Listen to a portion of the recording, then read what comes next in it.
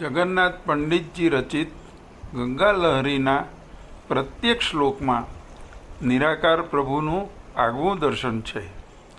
16મા શ્લોકમાં એનું ઈશ દર્શન માનવને પાવન પ્રકાશ આપે છે.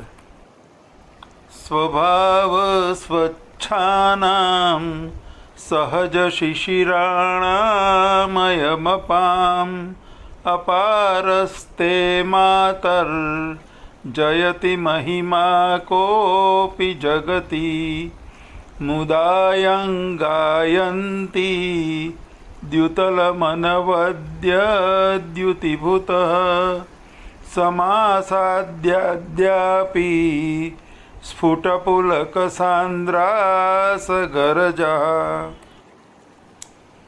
હે માં, સ્વભાવથી જ સ્વચ્છ અને શીતળ તેવા તારા જળનો મહિમા સંપૂર્ણ જગતના અનેક અદ્ભુત મહિમાઓમાં વિજયરૂપ છે. તારો મહિમા અપાર અને અનિર્વચનીય છે, અર્થાત વર્ણવી શકાય તેમ નથી.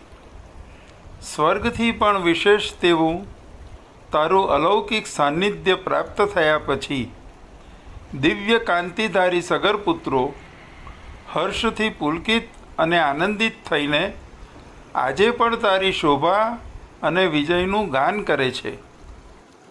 માં ગંગા એટલે અદૃશ્ય પ્રભુનો અલૌકિક પ્રેમ, જે નિતાંત સ્વચ્છ છે. તે કારણ વિનાનો, નિરપેક્ષ, સતત અને કલ્યાણકારી, અખંડ અને અનંત છે.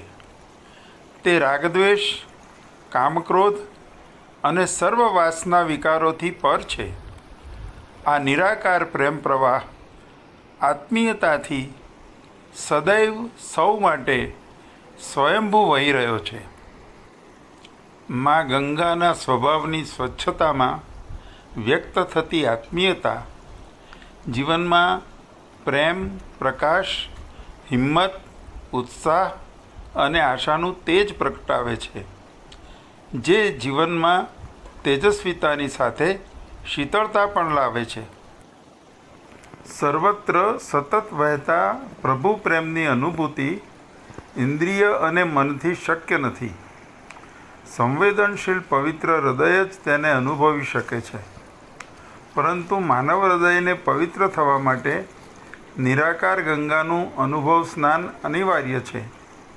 સ્વચ્છ ગંગા સ્નાનની અનુભૂતિથી હૃદયને મળતો પાવિત્ર્ય પ્રસાદ મહાદૈવી છતાં અવર્ણનીય છે.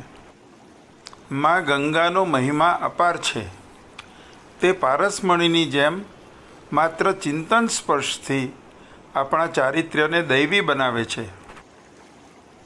સગરના પુત્રો હોય, સ્વર્ગના અન્ય દેવો હોય કે કોઈ પણ મહાન આત્મા હોય, જેમણે પણ આ દિવ્યબોધ આત્મસાત કર્યો, તેઓ આનંદથી રોમાંચિત થઈ દિવ્ય સદગતિ પામ્યા અને તેઓ નિર્ભયપણે ગંગાના આ દિવ્ય મહિમાના વિજયનું સદાય ગાન કરે છે. ગંગા સ્નાન એટલે જીવનમાં સ્વચ્છતા લાવવા માટેનો દૈવી પુરુષાર્થ. આપણે આ દૈવી બોધને જીવનમાં ઉતારીશું. ગંગાની સ્વચ્છતા અને શીતળતા આપણી પ્રત્યેક કૃતિના હેતુમાં લાવીશું. પ્રભુમય જીવનના આ સંકલ્પને માં ગંગા આશીષ આપે. હર હર મહાદેવ, હર હર ગંગે.